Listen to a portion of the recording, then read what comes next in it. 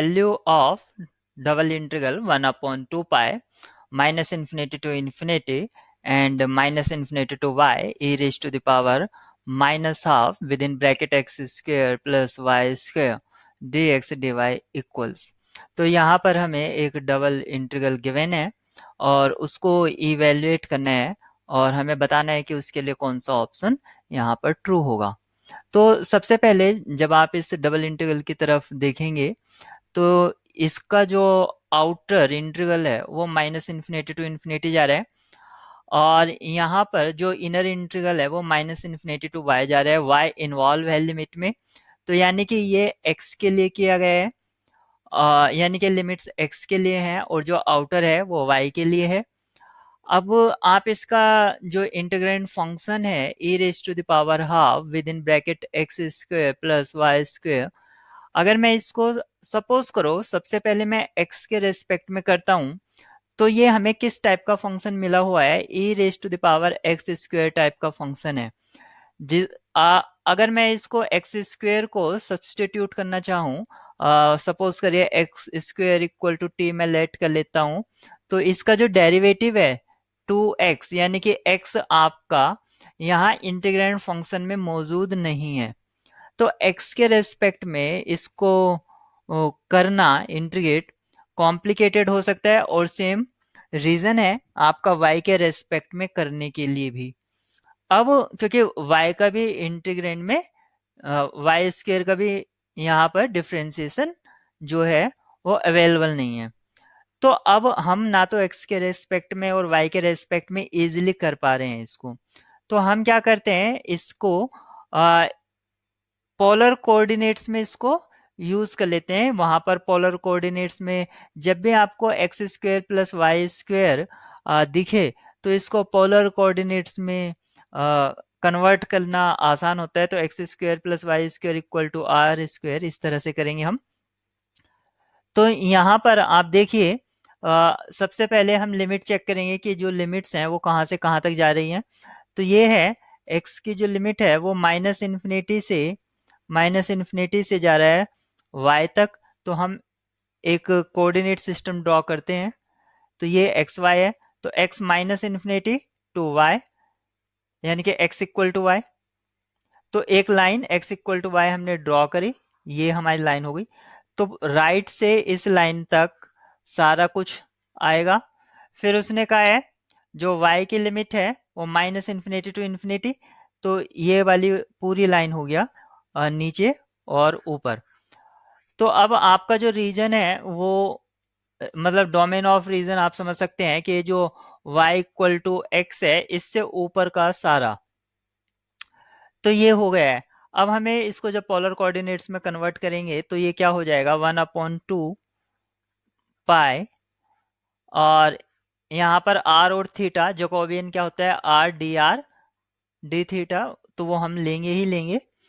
तो यहाँ पर हमने क्या किया, अब हमें यहाँ पर थीटा और r का वैल्यू देखना होगा। तो यहाँ पर आप देखिए r जो है वो उसकी लोअर लिमिट यहाँ है और वो अपर तक कहीं तक भी जा सकता है, यानी कि जो r की लिमिट है वो 0 टू इन्फिनिटी हो गया।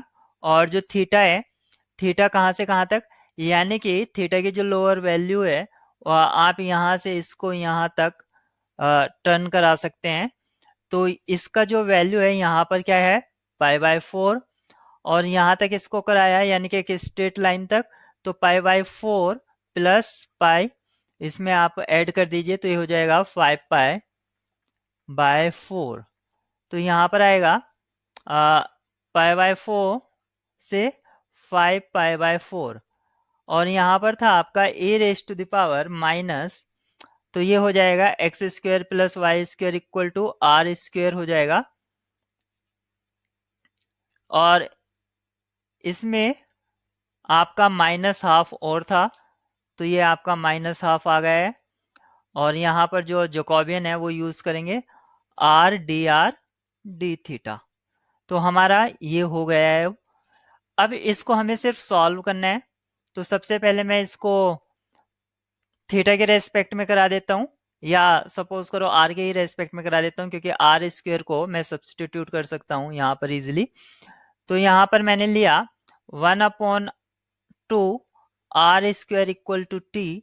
तो यहाँ से क्या मिला मुझको, 2r dr equal to D T, और ये 2 इसके साथ था, ये तो ये कैंसिल आउट हो जाता है, तो r dr equal to D T मैं यूज कर सकता हूँ।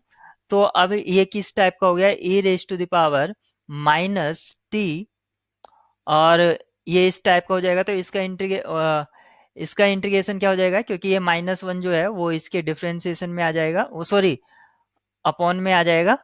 तो e raise to the power minus T upon -1, और इसकी जो लिमिट रहेगी वो 0 से इन्फिनिटी, और यहाँ पर जो आपको फंक्शन था 1/2 पाई, और इंटीग्रल कराना था पाई/4 से 5 पाई/4, और यहाँ पर ही हो जाएगा डी थीटा।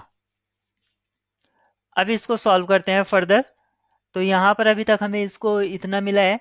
तो e raise to the power minus infinity, अगर आप यहाँ पर देखेंगे तो इसका ग्राफ क्या होगा, 0 को चला जाएगा। तो यहाँ पर जब अपर लिमिट पुट करेंगे तो यहाँ पर ये 0 हो जाएगा, तो 0, और जब लोअर पुट करेंगे तो e raise to the power 0, e raise to the power 0 का जो वैल्यू होगा वो 1 होगा।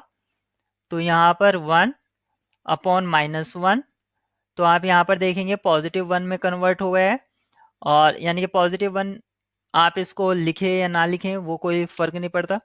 तो 1/2 पाई, अब आपका पाई/4 से 5 पाई/4 डी थीटा।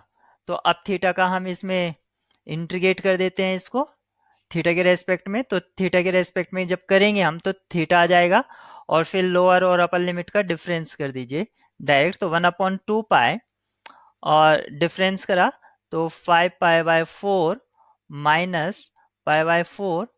तो यहाँ से आपको क्या मिलता है, यहाँ से आपको 4 पाई/4 मिलेगा, तो वो 4 से 4 कैंसिल आउट हो जाएगा। तो यहाँ पर मिलता है 1/2 पाई इंटू 4 पाई/4, 4 से 4 कैंसिल आउट हो गया, और पाई से पाई, तो आपका जो वैल्यू आया वो आया हाफ। तो यहाँ पर आपने देखा है इसको कि इसका मतलब एक्स वाई कोऑर्डिनेट सिस्टम में करना थोड़ा कॉम्प्लिकेटेड हो रहा था, लेकिन पोलर कोऑर्डिनेट में ये इजीली से हो जाता है।